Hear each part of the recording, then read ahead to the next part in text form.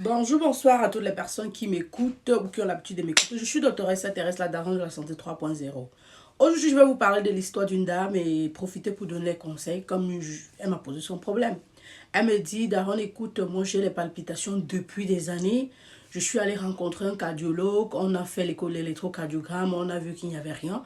Il m'a quand même prescrit un médicament pour dormir et il m'a dit de m'éloigner du stress, des situations anxieuses. Mais mon problème maintenant, c'est que je suis arrivée au niveau où la respiration étouffe et je suis obligée de prendre l'inhalateur quand j'ai un problème.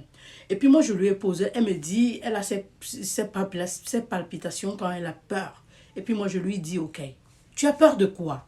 Quelle est cette situation de la vie qui te fait peur? Tu vois, pendant qu'on est focalisé à résoudre ces symptômes, c'est-à-dire ces palpitations, ces difficultés respiratoires, il faut trouver le problème. Je vais au fond, je vais creuser en profondeur. Quel est ton problème?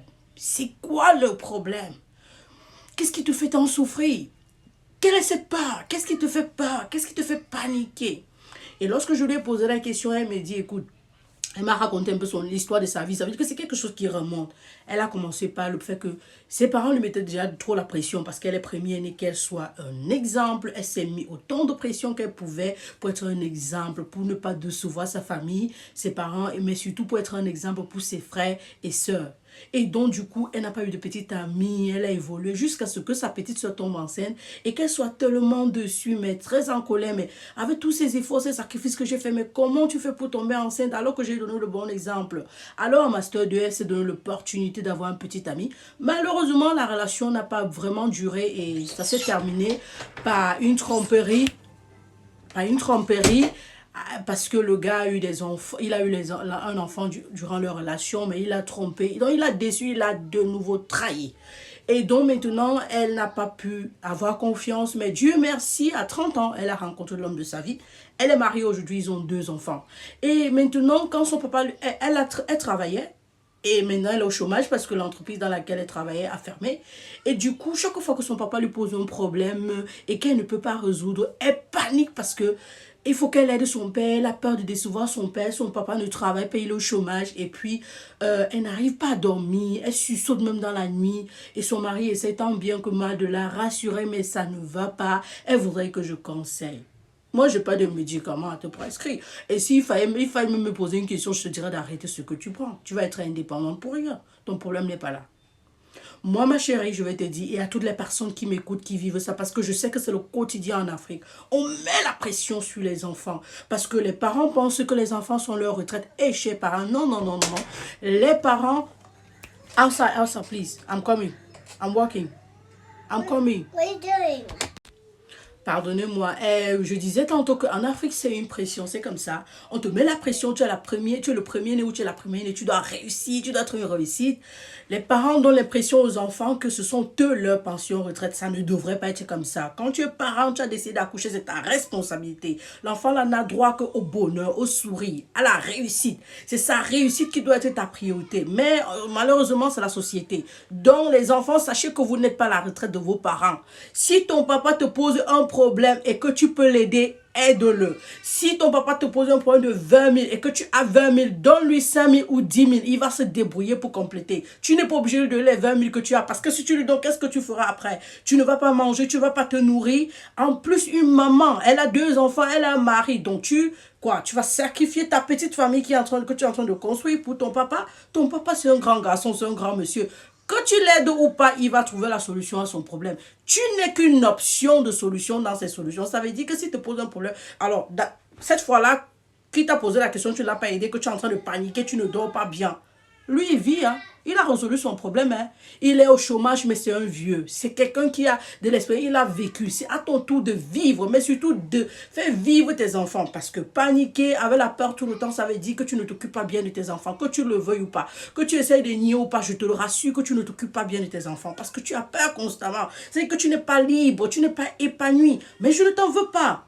C'est exactement une conséquence des blessures intérieures. Ça veut dire qu'il y a quelque chose c'est quelque chose que les parents ont laissé sans s'en rendre compte. Le pire, c'est que les parents ne se rendent pas compte. Tu souffres. Dieu merci, tu as un homme qui te comprend. Mais si tu continues ainsi, il va perdre patience. Parce que Il a épousé une femme, il n'a pas épousé un enfant dans le corps d'une femme. Du moins, ce n'est pas ce à quoi il s'attendait. Il peut même être patient, mais l'homme, nous sommes humains, nous avons nos limites. À un moment donné, il peut être vraiment limité au point où il se dit, mais non, alors j'en ai marre. Il regrette, tu vois le truc, parce que après, il reste et il sait que tu as tellement peur, tu paniques pour rien, tu n'es pas stable émotionnellement, donc ça veut dire qu'il a peur pour ses enfants. Mais est-ce qu'il peut se prendre soin de mes enfants alors que tu es la mère des enfants? Ça devrait être naturel, mais il a peur parce que ce sont ces peurs-là que toi tu exprimes qu'il affecte aussi. Donc ça veut dire que quelque part tu affectes ton foyer sans t'en rendre compte. Tu ne peux pas être au chômage et vouloir aider quelqu'un. Tu fais ça comment? D'abord, tu es la priorité. Il faut d'abord que toi-même tu sois satisfaite pour pouvoir satisfaire les autres. C'est aussi simple et logique à comprendre. Mais je ne t'en veux pas parce que je sais que ce n'est pas toi qui le fais. Donc, à partir d'aujourd'hui, il faut que tu te mettes dans la tête. Moi, je passe. Moi, ma petite famille, mes enfants et mon mari, nous passons et puis les autres viennent. Je ne dis pas qu'il ne faut pas aimer ton père. Je ne dis pas qu'il ne faut pas l'aider. Mais avant d'aider ton père, il faut d'abord que tu t'aides toi-même. Mais si tu fais la loi du détachement, tu relâches un peu prise. Parce que quand ta petite soeur est tombée enceinte, tu étais déjà supposé avoir relâché la pression. Comprendre que non, que tu réussisses ou pas, ça ne change rien au devenir de ta famille. La preuve, tu es marié aujourd'hui, ça change quoi? Tu es marié aujourd'hui, ça change quoi? Donc, il faut vraiment que tu te ressaisisses, ma puce. Hein? Tu fasses un examen de conscience, tu t'assois, tu penses, tu regardes ce que tu voudrais pour tes enfants, tu planifie des choses avec ton mari et ce que tu voudrais pour tes enfants, tu te bats pour réaliser cela. Si tu as l'argent aujourd'hui, investis dans un business au lieu de donner à tes parents ou à ton père. Quand cet argent-là va produire, tu pourras aider ton papa avec. Ton père va comprendre, c'est un grand monsieur, t'inquiète pas. Les paroles des parents, oh, mon enfant n'arrive pas à me dire c'est n'importe quoi, laisse ça. Il sait, quand tu l'aides déjà, le peu que tu l'aides avec, il comprend. Et comme je l'ai dit, tu n'es pas sa pension retraite. Ton papa a perdu le travail, il peut encore travailler. Ta maman se bat certainement. Tes frères et soeurs existent, ils font quand même quelque chose. Et même s'ils ne font pas, ils vont se battre. Ce n'est pas parce que tu es la première née, ou la première d'une famille que vraiment tu vas te sacrifier. C'est ce qu'on a, on donne toujours. C'est ce qu'on dit toujours en Afrique, mais ça ne doit pas être comme ça. Vous n'êtes pas obligé de le faire et vous ne devez pas le faire. Vous avez une vie, vous devez vivre. Vous ne pouvez pas survivre parce que cette dame, elle est en train de survivre.